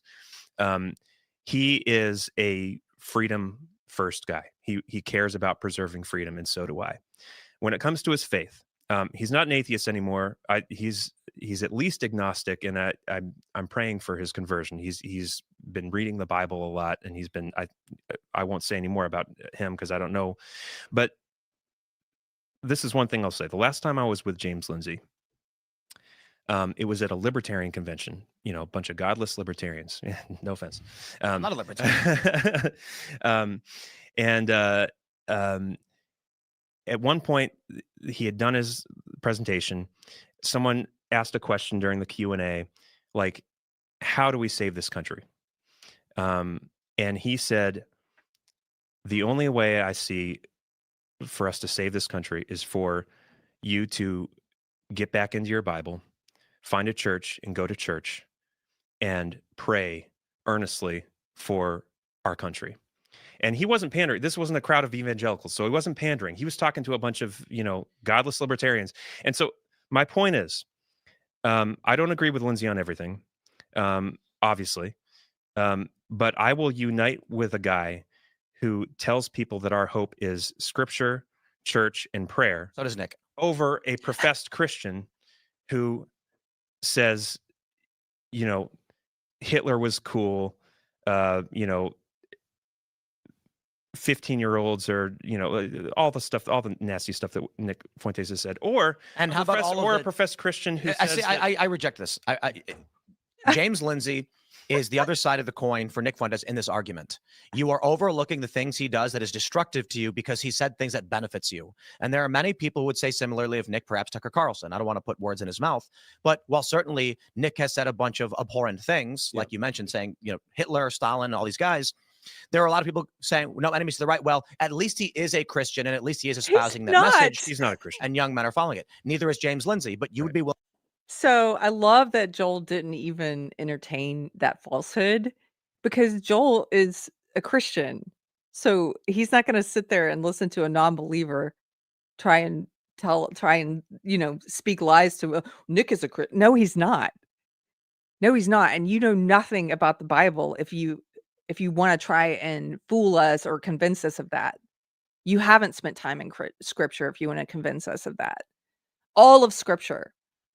So many warnings from Jesus about false shepherds. Why? Why so much time spent on that? Why so much time spent on you shall know them by their fruits and talking about the fruits of the Spirit? And then in Romans talking about what the wicked are full of. So you can see in people's behavior, in how they live. Nick is not a Christian. A Christian doesn't spend 24/7 on a show telling young men that women want to be raped and have the shit beat out of them, and that you shouldn't get married, and that getting married is gay, and that being a father is the worst thing he can imagine. That's not what a Christian does. A Christian doesn't try and destroy biblical marriage and the traditional family. And you must think we're really stupid if all it takes is someone putting a little label on their name. I guess you really fell for Black Lives Matter, didn't you? I guess you really thought that was about Black lives. I guess you really thought Antifa was actually anti-fascist, right? I guess you go to Best Buy because they always have the best buys. Stop treating us like we're stupid. To unite with a guy. It's like there's some kind of friend-enemy distinction governing political coalitions. Look, so That's the other. I mean, I want to make this one important point on the issue I take with. I see these. I don't know how you would describe the faction of people that are more in your camp. I believe James Lindsay opposes your worldview and is trying to destroy it. I believe that his that Christianity worldview being what he thinks Christianity he's trying to destroy Christianity and conservatism. I disagree. Wait a minute. This is the funniest part. This is where it gets like Candace Owens level crazy conspiracy. This part I had to watch a couple of times because I was like, wait, what is he saying? Wait, watch this. Trying to destroy Christianity And conservatism. I believe that his that Christianity worldview being what he thinks Christianity he's trying to destroy Christianity and conservatism. I disagree. This is a man whose entire body of work is infiltrating groups and presenting arguments that make them look retarded. And he is doing that to you right now. And you're going along with it because there is some benefit you received. So ignoring all of the destructive things he's done, he's cost you allies, he's created enemies, and he's dismantled your own arguments, which is literally what he's done on the left now to you. And you're like, well, but he said some things that are beneficial to me, so I'll keep it. What and maybe I'm just naive, but I see someone who is standing up for what he believes in at great cost to himself. He's kind of lost everything. You're saying no enemies to the right in the exact same way. Okay, let me take this down. So a couple of things. I thought it was pretty interesting that for someone who I think Tim was part of all these people who were saying that, kind of trying to imply or saying at the very least that if you have a critical opinion, if you criticize Tucker Carlson or his choices or the way he handled that promotion of Fuentes, like if you criticize that's somehow cancel culture, which it's not. It's criticism. It's part of free speech. But here he is blatantly saying, will you denounce, will you condemn James Lindsay? That really is what you were accusing other people of doing? You're really doing the thing you accused people of doing when all they were doing was criticizing? How did we get here? How did you find yourself doing this on a show? And secondly, there's a reason why Christians support James Lindsay. And it's overwhelmingly Christians who are still supporting him online, given everything that Barry was talking about and that Tim Pool were talking about, which is that he has lost. I mean, if he was a person motivated, it's funny because they simultaneously try to call him a grifter and say all he cares about is views and money when then they also mock him for losing things. And it's like, if he were a grifter who only cared about views and money, like he wouldn't be okay. He wouldn't be doing all these things that cause him to lose things. He is a person who is trying to speak what he thinks is true, no matter the consequences.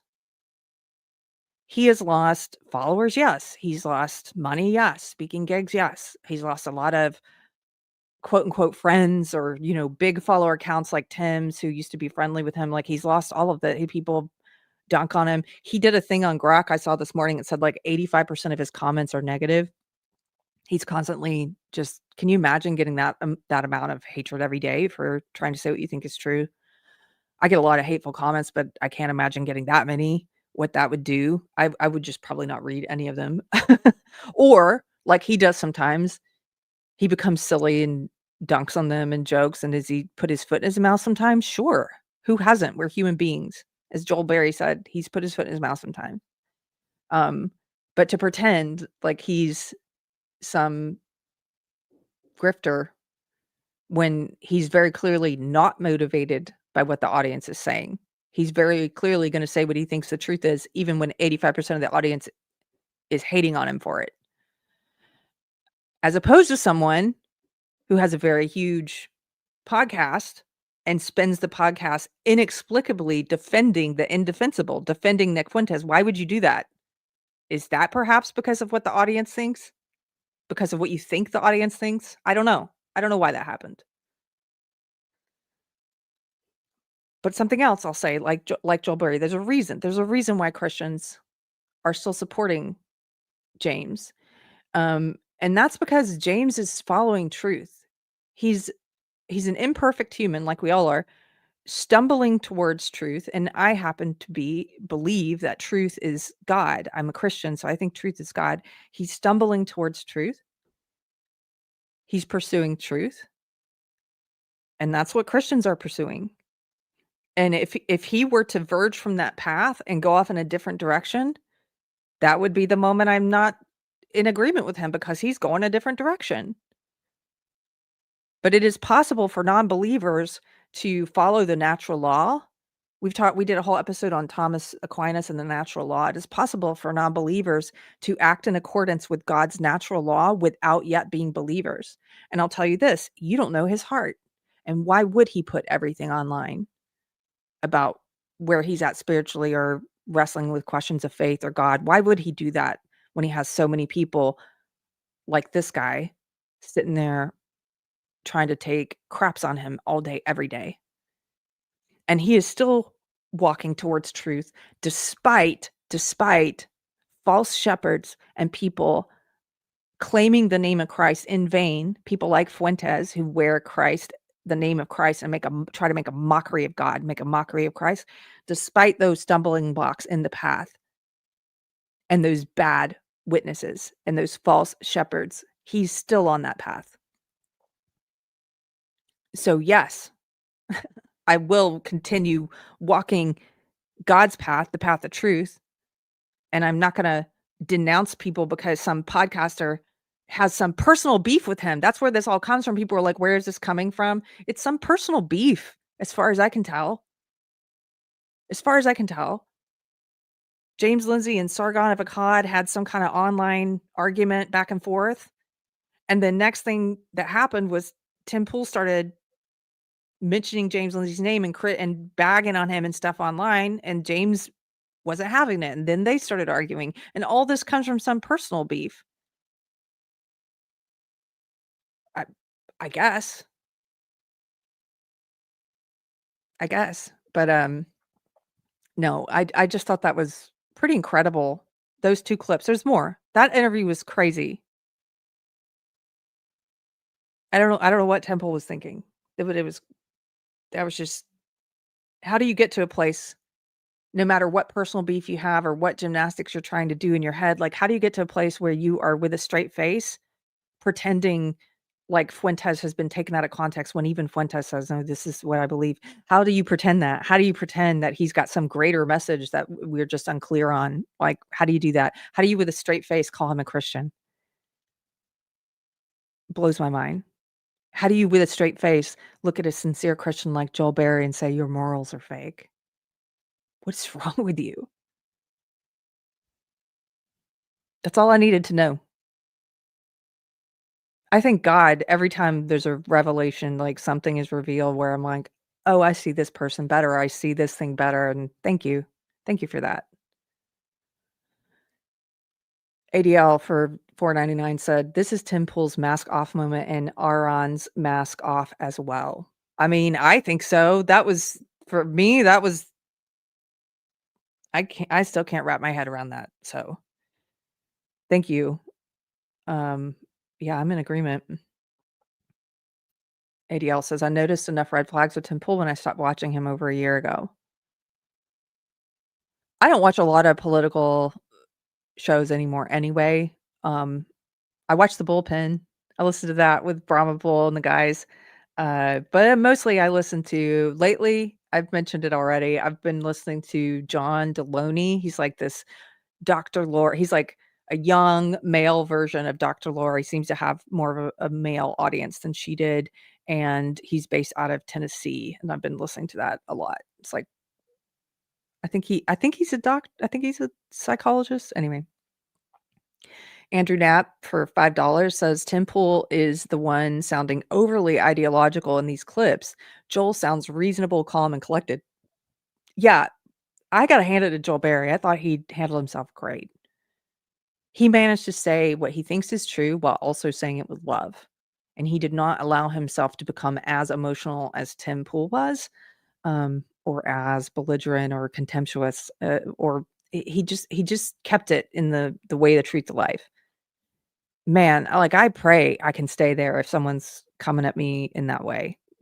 Because you guys, we're all human, I'm sure it's easy to get your back up when somebody's coming at you. And so I pray for that. Sometimes I've been able to do that in certain situations, like when the leftist trans activists were coming at us at this event years ago, I was able to stay calm, and I felt like something else took over. It felt like it was the Holy Spirit, it wasn't me. But other times I have not been great at that. So it depends. Usually if I'm at some kind of protest and there's counter protesters, I will also, my husband and I were talking about this. There was one in Georgetown, I was there with my church. It was the first Pride event, and we went to just hold up signs and protest it quietly and have conversations with anybody who wanted to have conversations. And my sign said something to the effect of, quote unquote gender affirming care is for kids is sterilization and mutilation, or kids cannot consent. Children cannot consent to double mastectomies. I think that's what my sign said. Anyway, the first 2 hours or so, I was able to have totally calm, level-headed discussions with people who were screaming at me. I was able to respond not in kind, to keep it cool, and be loving, but with truth. And after about 2 hours, I started getting my back up, and I said, it's time for me to go. I can tell I'm not going to stay, remove yourself if you're like, I think I hit the limit. I think I need to go. So that I'm not rude like they are. I need to go. And so I did. Andrew Knapp for $5. Demanding denunciations is the left's tactic. I mostly like Tim Pool, but he's not helping himself with the woke right moniker by using woke tactics. I agree. And you know what's weird? If you watch the rest of this show, he ends up talking about all of the characteristics of the woke right that James and I and many others online have been pointing out, Barry and others. And he basically agrees with us now, except he still won't use the phrase. I think because using the phrase, you don't have to use the phrase, but I think it's like he can't admit that he got something wrong. Some people can't never do that. I don't know if that's his thing or not, but maybe it seems to me that might be what's happening, because even in the video, he says something like, it seems like these guys are just acting as the right hand of the left. Yes, they are acting as the right hand of the left. Yes, that's what we've been saying for a couple years now. They are not conservatives. They're the woke right hand of the woke left. They're not conservatives. So is this good? Are we all in agreement now? Or, even if you don't like that phrase, I don't know. I don't know what's going to happen. Andrew Knapp for $5 says Tim Pool either needs to listen to himself more or less. Not sure which. Yeah, I don't know. Rhaegar Tarragon says, Targaryen says, I think Tim's assessment of James Lindsay is bad faith. I do too. And probably some of that is coming from personal hurt. Some kind of personal hurt about the fight they've had. It's personally motivated. Poetry Painter, many of us are dealing with the sensation of, wow, that person really fooled me. I'm an idiot. many of us are struggling with that. I will tell you some advice that I heard from Mr. John Deloney, the show I've been listening to lately. He was talking to someone who was betrayed by a spouse or a family member, I can't remember. But he was saying, and this is great advice for anyone, is when someone fools you or they trick you, you go through this period of where you're like, you can't trust yourself afterwards. It's not just that you don't trust them anymore because you learned they've been lying to you for a long time or whatever it is, or you didn't know who they really were and now you see a more full picture. It's not just that you don't trust them anymore. It's that you lose trust in yourself. And so it can be kind of traumatic because you don't trust your own instincts or your own ability to judge. And he was telling this person, like, that's completely normal. Your body is getting readjusted to this new information. But over time, now this is me, and I can't remember the rest of the advice he gave, but this is what I would say about that is over time, hopefully what happens is as you incorporate that knowledge, you become more discerning. You let yourself off the hook. It's not because you were stupid. Don't call yourself stupid. Don't call yourself, I've done that. I've called myself stupid, gullible, all of that. Don't do that. Don't talk to yourself that way.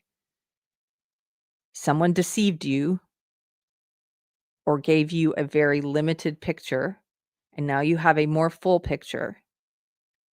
And that new information, once you've incorporated it, is going to help you become more discerning so you are less likely to be deceived in the future. It's a good and normal thing. It's not because you're dumb.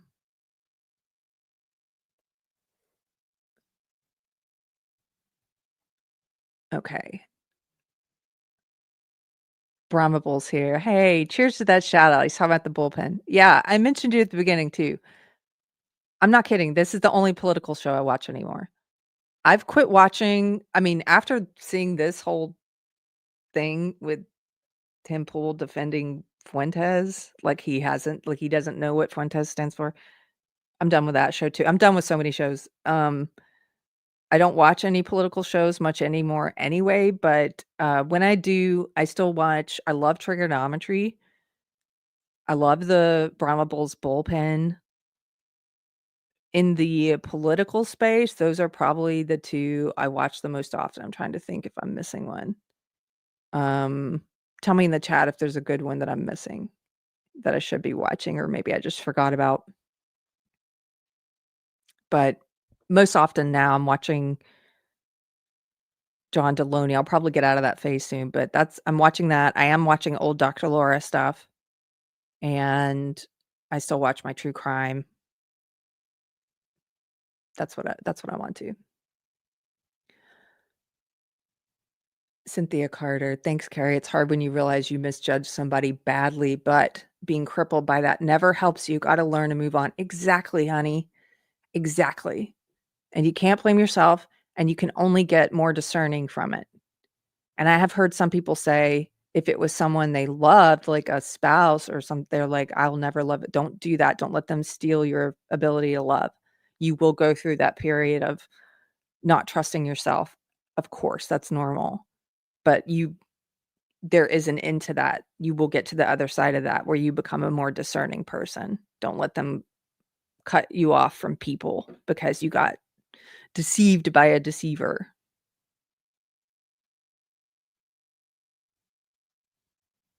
You like Brahma Bull because you like the BS. I don't know what BS means.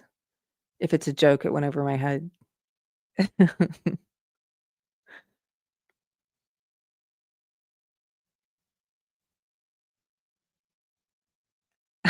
Oh, my husband's in the chat. Oh, he's saying what he really thinks. I like when my husband gets spicy. My husband is one of the smartest men I know, and he's very discerning, and I trust his judgment about a lot. And even though he's not like he doesn't say what he thinks about things online a lot. He certainly says it to me. We have our conversations, and he sees the truth of people sometimes before I do. Because I'm a bit of a Pollyanna where I'm like, I'm going to hold judgment for long time. Zero Fox has been a member. Oh my gosh. You got me to say that word. I'm sorry. FUX. I'm so sorry. I didn't mean to. You tricked me with your name. He's been a member for 6 months. He says, thanks for the Candace info. Made a meme from it. Oh, I haven't seen it. Drop it in, send it to me if you're on X, send it to my messages. I'll go and check. Rhaegar says, I've been enjoying seeing Brandon Tatum sticking up for Charlie and going after Tucker as well. Brandon Tatum I really like him lately. I'm like, okay, Brandon Tatum, go on. He seems to have a backbone. Brahma Bull BS. Oh. Is that what Brahma Bull calls the show?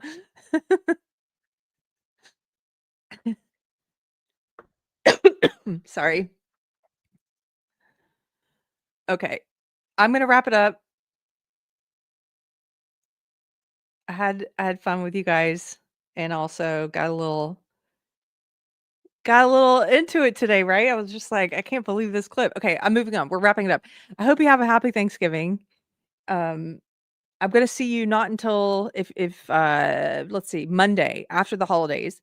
My husband and I are going to spend time with family, having Thanksgiving with mother-in-law, and then he's got some shows. So I won't be back until Monday after Thanksgiving. I think that's December 1st. So I'll see you then. And we have some new microphones, and we are going to be taping when we get back that first week of December. I'm doing 2 in-person sit-down interviews. I'm very excited. One of them is with Scott McLeod. He's running in Texas. He's running in District 10. He's awesome. I can't wait to talk to him. You got to check him out. He's a veteran. He's currently the headmaster of a Christian private school. And there are not a lot of sincere people in politics or in the influencer cultural commentary space. This dude is an example of one who I think is sincere in the political space. I really like him. I can't believe he's going to sit down with me after I did that comedy video this week with the beard. Anyway, I'll be interviewing him as myself. So hope you have a great Thanksgiving, and we'll see you after the break. Pirate Tomsky over in the UK says, have a good Thanksgiving, you Yankee Doodles. See you all next week. Okay, take care. See you later.